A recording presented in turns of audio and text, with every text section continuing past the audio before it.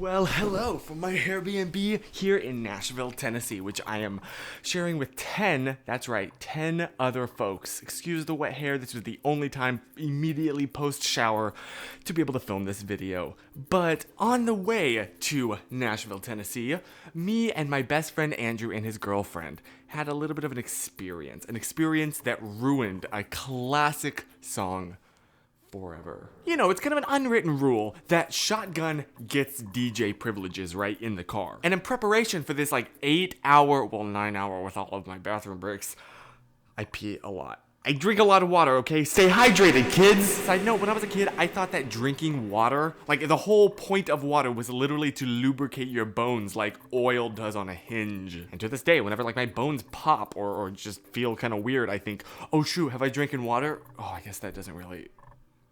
I should probably drink water anyways. So in preparation for this trip, she made a rather long playlist of songs, just classic jams that everybody knows and everybody loves. Songs like Sweet Caroline or Piano Man, the basic white person wedding reception songs. Those. So we're just cruising along the highway, a classic song just finally finished, and we noticed some roof insulation on the road.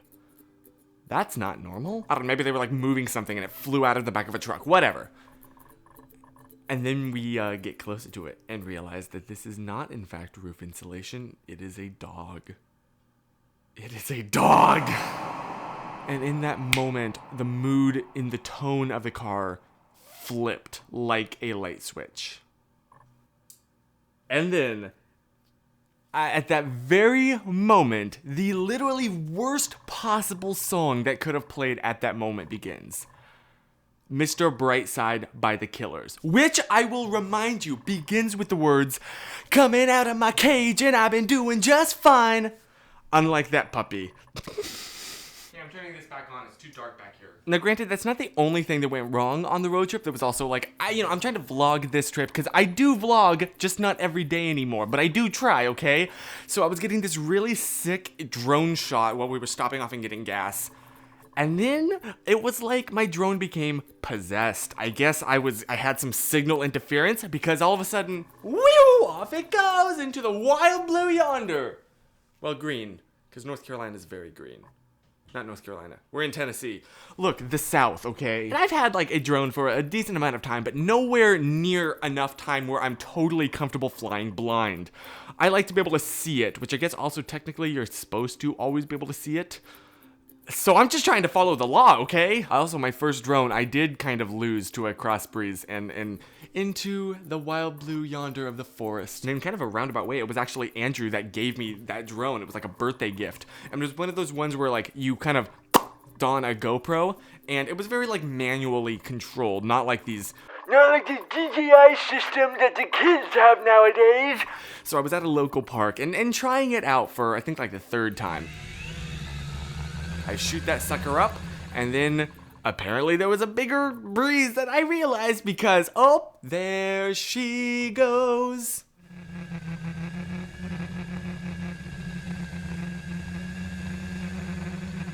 And I start freaking out because I've lost visual sight of this thing. It wasn't one of those ones where you can see what the drone's seeing on your phone. I was flying totally blind, and I didn't even know if I could it still had service. And then I was faced with a choice. Do I keep it up in the air? Because if I keep it up in the air, I could potentially maybe be able to fly it back. Or do I just cut power, cut my losses? So because every second it is getting farther and farther away from me. So do I just end that journey and just pray that I will be able to find it somewhere in this forest of giant trees? So I made a very tough decision and just killed power.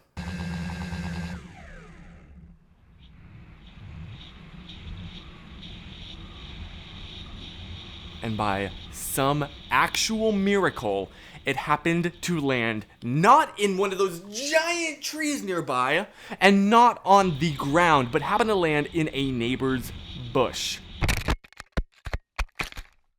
And be totally fine. That being said, I never flew that thing again. Sorry, Andrew. These are probably not stories I should be sharing publicly with the internet in case the FAA is watching. I'm trying to be responsible now, I swear. By some miracle, last night we ended up here at the Airbnb, finally, all ready to unpack and just flop down on the couch or on the bed and get that much needed sleep from a very stressful day. And then we walk in. And this place is trashed. The sheets were a mess. There were towels everywhere. There were toothbrushes. There was just like a cup of gelatinous coffee sitting at the table right over there. I realize this does make me sound a little bit spoiled, but like in my defense, these are like sheets and stuff that you really want to have clean when you arrive, you know? I don't know what's been going on in this bed, and I don't want to find out. Andrew actually, he contacted the Airbnb host and was like, excuse me, what the heck is going on? What? What do you mean? So Andrew explained the situation, and then a little bit later... Hey man, sorry about the trouble. I tried to contact the cleaning crew, and turns out they were in an accident. Oh. Thank goodness we did get all of that resolved at like 9 o'clock at night. So, as you can tell, this trip is off to an absolutely wonderful start. Who knows what adventures there will be along the way. But I, for one, cannot wait. I'm with my friends. As you know, this extroverted heart just craves that so much.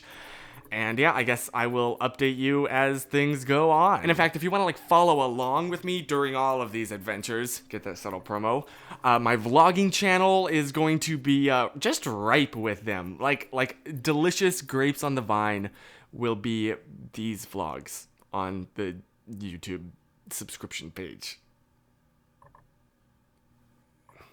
That was a great analogy. That was a grape analogy. And in the meantime, remember to stay positive. Oh, wait, I don't slap my hand on the lens on the main channel. I'm the smart